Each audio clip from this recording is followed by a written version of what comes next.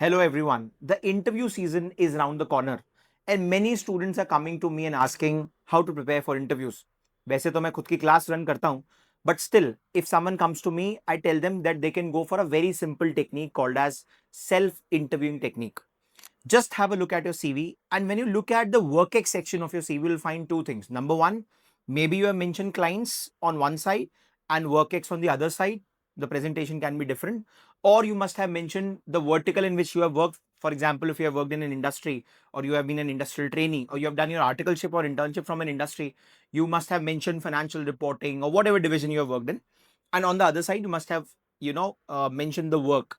So starting with how we can interview ourselves with respect to work that we have mentioned in our CV.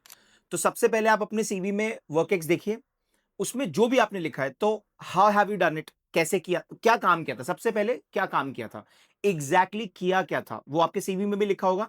तो आपसे पूछेंगे आपने इसमें क्या किया था, what was your exact role. So have a answer to that question.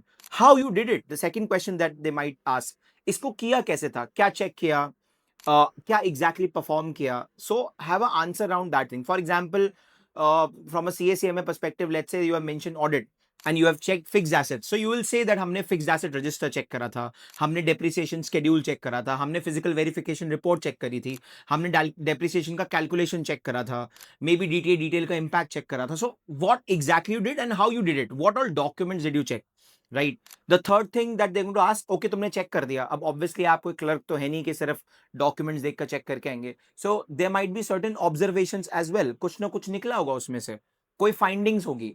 तो क्या फाइंडिंग थी, एग्जैक्टली क्या फाइंडिंग थी, और उसका क्वांटम क्या था। लेट्स से कोई अनरिपोर्टेड सेल है, लेट्स से कोई चीज है जो रिडंडेंट हो चुकी है, अब रिक्वायर्ड नहीं लेकिन फिर भी हो रही है।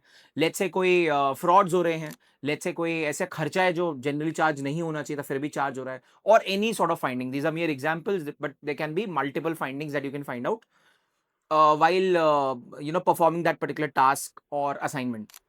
The next thing is what value addition you did. Like आपने इसमें क्या वैल्यू एड करा, क्या आपने सिर्फ चेक करा और फाइंडिंग करी, क्या इसको क्लोज नहीं करा। So exactly how did you close that particular thing, आपने उसको मैनेजमेंट के साथ कैसे टेकअप किया, या अपने सुपरवाइजर्स या सुपीरियर्स के साथ कैसे टेकअप करा, आपका एग्जैक्टली उसमें क्या स्टैंड था।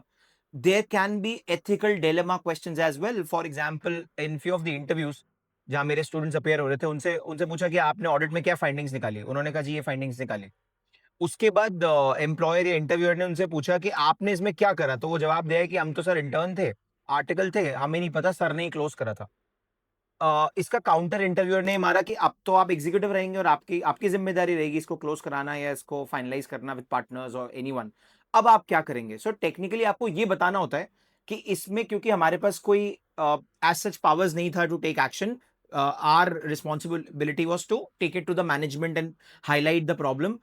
अगर मैं ऐसी पोजीशन में होता जहां पर मैं कुछ डिसीजन ले सकता था, तो probably I would have reported the same, probably I would have let's audit report है तो क्वालिफाई कर देता। इस तरीके से आपको अपना मॉरल हाई ग्राउंड रखना होता है, या एक एथिकल हाई ग्राउंड दिखाना होता है कि एज प्रोफेशनल्स आप क्या करते हैं एग्जैक्टली इस मोमेंट पे।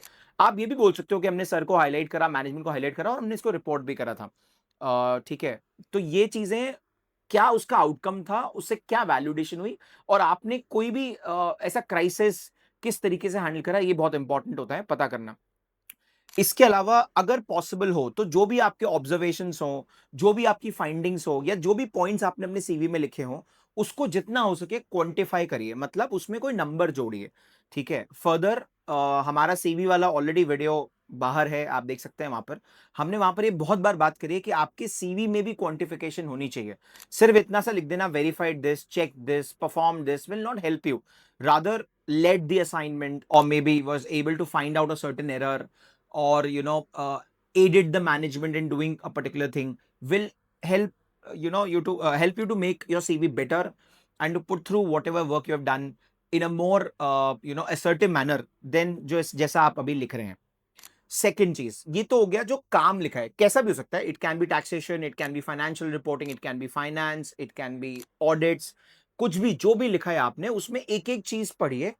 अच्छा, लेट्स से अगर कोई सेक्शंस लिखे हुए हैं, फॉर एग्जांपल कोई इंडेस लिखा हुआ है, फॉर एग्जांपल कोई स्टैंडर्ड्स ऑन ऑडिटिंग लिखा हुआ है, कोई इनकम टैक्स या जीएसटी के सेक्शंस लिखे हुए हैं, कोई कॉस्ट अकाउंटिंग स्टैंडर्ड आपने मेंशन कर दिया, जो भी कीवर्ड आपने मेंशन किया है अपने वर्क एक्स के अंदर, आपको उसकी थ्योरी का भी अंडरस्टैंडिंग होना चाहिए। मतलब किताब में उसके बारे में क्या लिखा है, वो कॉन्सेप्चुअली क्या बोलना चाह रहा है, वो भी आपको पता होना चाहिए कि एग्जैक्टली उसका मतलब क्या है।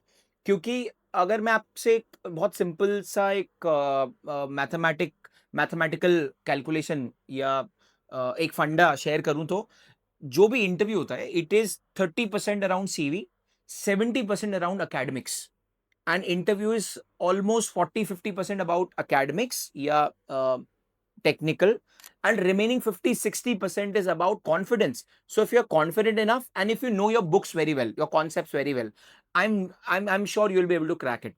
Acha, this is applicable across experience levels. Let's say आपने जो सीवी में लिखा है, अगर आपको आता है तो you will be able to clear it very clearly, very easily. So friends, this was about part 1 of the preparation, जो कि आपके वर्क एक्स को कवर करता है। अब बात रहेगी आपके सीवी में, तो क्लाइंट्स और कौन से सेगमेंट्स में आपने डील किया है उस पर भी क्वेश्चनिंग होगी, तो उसके लिए आपको मेरा पार्ट 2 देखना पड़ेगा। So do watch out part 2 of this particular series.